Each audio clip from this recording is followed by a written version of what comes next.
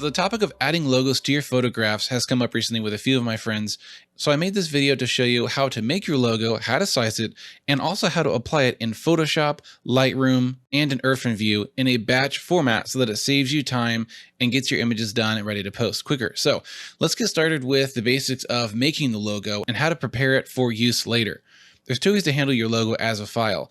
One, you can make it a PNG image with a transparent background and use that on top of anything. The other way is to make it into a Photoshop brush, which makes it a little bit more accessible if you're doing the logo application in Photoshop specifically. If you're using other programs like Lightroom or Irfanview, you'll want your logo to be an actual image with the transparent background. So let's start in Photoshop. Now I have a full-size image here, but ultimately if I'm putting a logo on a photo, that means I'm going to be posting it to the web. So before I apply a logo, I want to make sure that my image is sized appropriately for Facebook primarily, which means 2048 pixels on the longest edge. So if we make a logo that's going to fit this image and then we apply it to an image that's actually resized for web, the logo is going to be ginormous because the web-sized image is of course smaller than a full resolution photo. So let's first resize this by going to Image, Image Size. Make sure this button is pushed down or dark, which means keeping the proportions. And with this on pixels, I'm going to make width, which is the long edge, 2048. There we go, enter. Now this is ready for Facebook posting. And I'm going to make a logo down here. This is a good corner. There's not a whole lot going on. But how big should the logo be? That's up to you. One way to find out before you make it is go to your square marquee selection, the letter M on your keyboard, and select an area about the size that you want your logo to fill. Now, if you just want like a signature, you can do it like this. You know, if you want like I have a circular design for mine that I use, it's kind of like that. So grab an area and it'll actually show you the pixel size if you have your ruler set to pixels. So if you don't see ruler, you can press Control R to turn that on or off, or you can go to View and then check on rulers. And now right click on the ruler, change it to pixels. And now when we make our selection, it'll show us the pixel size, which is really nice. So this is 523 by 319. Let's just say 520 by 320. Okay. So now we're going to make a brand new image, Control N, and size this width 520 by 320. Click OK. All right, so this is going to be our logo we're going to make. You may want to consider making a dark and a light logo so that you can use your bright logo on dark images and your dark logo on bright images, just so that it stands out and doesn't disappear. So let's start by just making text. We're just going to go real basic. I am not a graphic designer. In fact, I have hated almost every logo I've ever made, except for the one that I use, which is okay. I'm not saying it's a work of art, but you know, it's just the least bad one I've ever made. If you struggle also with making logos, please don't make your logo. Hire someone. $20, $50, $100 will go a long way for a logo that will represent your brand for 5 to 10 years. So invest in a good logo because it's really important for photographers. And this will be used in other places too. Anyway, let's just draw some text here. I'm going to write Daniel Grove Photography. Oh yeah. Because I'm a little OCD, I want this top line to be as wide as the bottom line. I'm going to go to my character here. Size this up like that, grab the bottom line, size this up to about the same width. Oh, look at that right there. Cool. All right, now if you're going to use this as a Facebook brush, you need your foreground, which is the letters, to be black and white to be your background. So this is ready to turn into a Photoshop brush. The way that you do that is really simple. Watch this. Go up to Edit, Define Brush Preset. I'm going to name this DGP Logo New and hit Enter. So with my brush tool selected, it already by default has the new brush you've just created. See down here, it's in the very bottom. It's not even in a collection or a folder yet. Daniel Grove Photography brush at 500 pixel size. And if I paint, just click, look at that. So my logo is basically a stamp right now using Photoshop brushes. And you know, not fancy, not pretty, but it does the job. Now remember, if you're going to be posting a vertical photo to Instagram, make sure it's not too low to the bottom or top because it will get cropped off because of the ridiculous and completely unnecessary 8x10 crop that Instagram does. Very annoying. So there we go. We have our logo. And because it's a Photoshop brush, if you just change your foreground color to black or white, you can change the color of your brush. You can even do literally a color.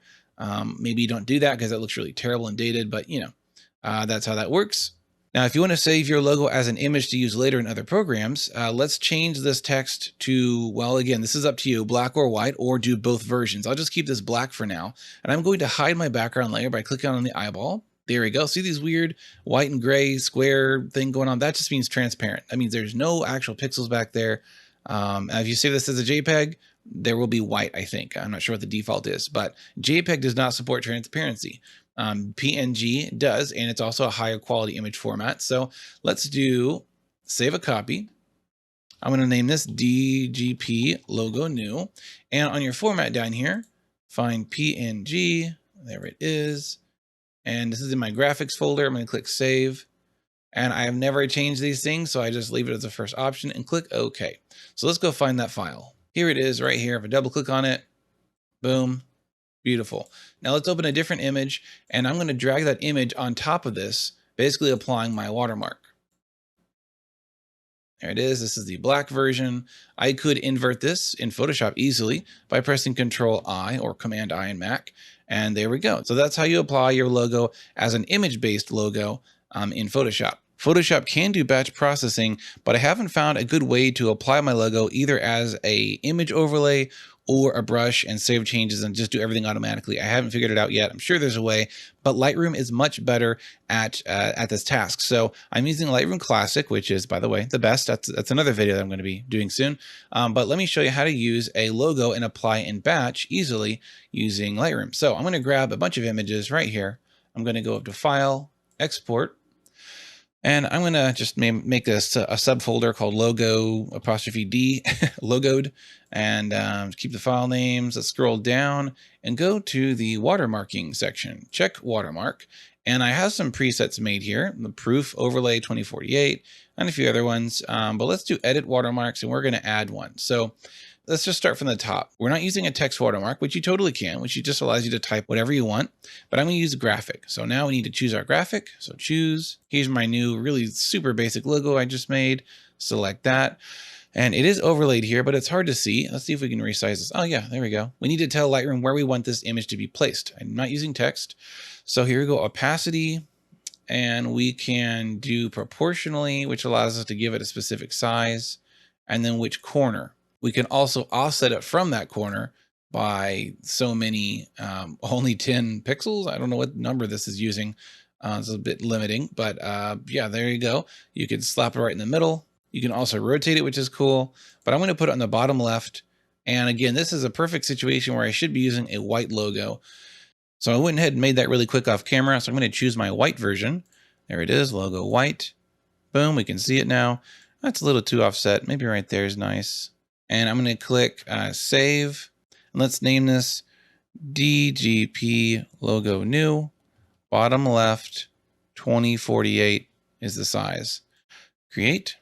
And now we have that selected right there. We do want to resize these for web. So turn that on and check long edge, 2048 pixels. And there we go. That's all we need to do. Click export. Whether it's landscape or portrait orientation photo, it will always start with that bottom left and offset it based on what we said. So we can see up here the Lightroom progress, and it's done. So let's go find the images that it just created. Here they are logoed. So let's open up the images and check them out.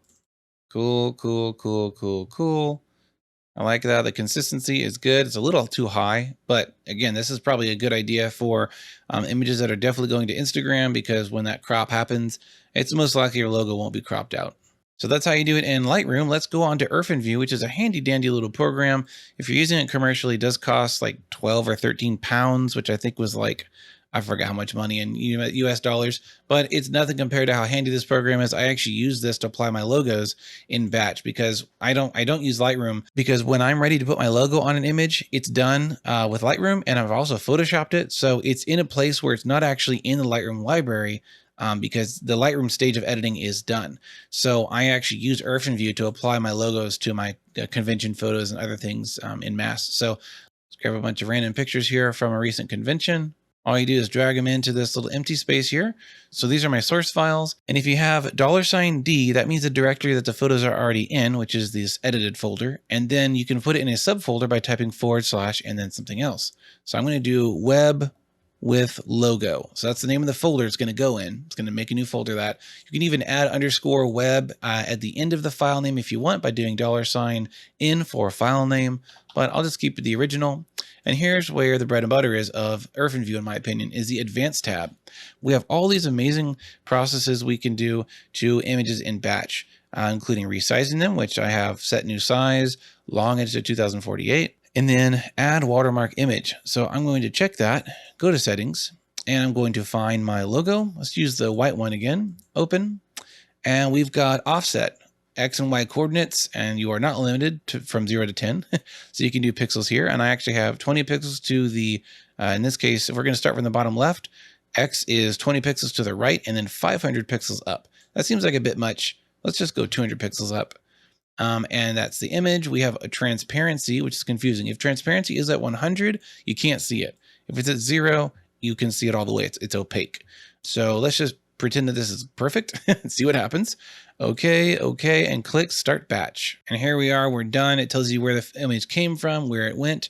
We have one warning. That's probably because I have a Photoshop file in here somewhere. Yeah, there you go, PSD. Obviously, it can't do PSD file, so not a biggie. So let's find that folder it just made. Web with logo, and here they are. So let's open them up and see. Yeah, it's still a little bit high, but again, that's probably safe for Instagram cropping. Very cool. So just a few clicks and you're good to go. Really, all I have to do is turn on, check, I just need to check watermark, change the image file, and just hit start, and it does the rest of the work for me. So I hope you learned something from this video. Thank you so much for watching. If you have any questions, if I skipped something or messed something up, let me know down in the comments and I will set you straight or I'll help you out. Well, be sure to subscribe to my channel, like the video, comment, share, do all that YouTube stuff. And thank you for watching. I hope you'll be back here soon.